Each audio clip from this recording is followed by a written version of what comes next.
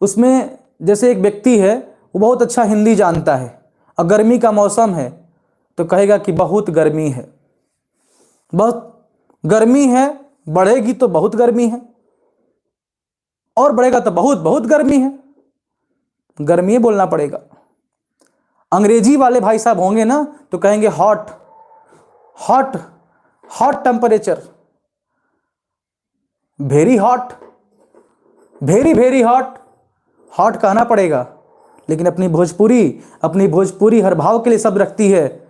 अगर गर्मी नॉर्मल है तो कहाई कि गरम बा, और गर्मी बढ़ी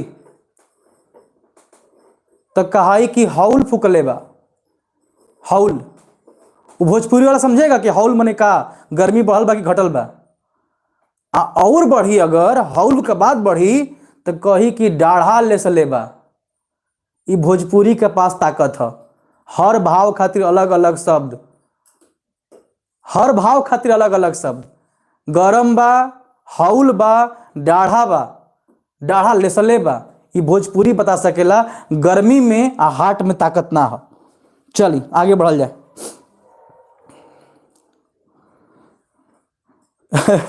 राउर ही बात तो मन मोह लेलस, गाज भोजपुरी का चर्चा गुदगुदा जाला काहे।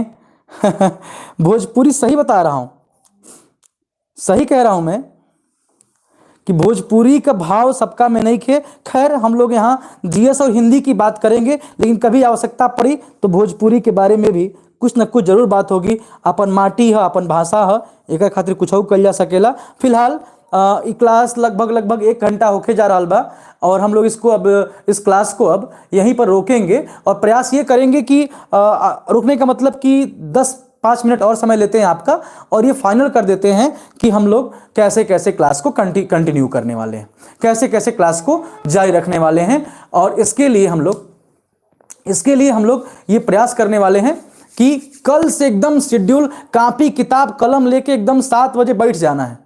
7 बजे हम एकदम मुलाकात करने वाले हैं। एकदम 7 बजे आपके मोबाइल में आ जाएंगे और तुरंत ही आकर के मोबाइल, लैपटॉप, जो भी आपके पास उपकरण हो, अमूमन तो मोबाइल ही सबके पास है, तो आकर के और तुरंत शुरू करेंगे हिंदी क्लास शुरू करेंगे।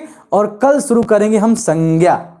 संज्ञा किसे कहते हैं, संज्ञा कितने प्रकार की होती है, जातिवाचक, व्यक्तिवाचक, भाववाचक, द्रव्यवाचक, पदार्थवाचक, समूहवाचक, की संज्ञा कौन कौन सी होती है।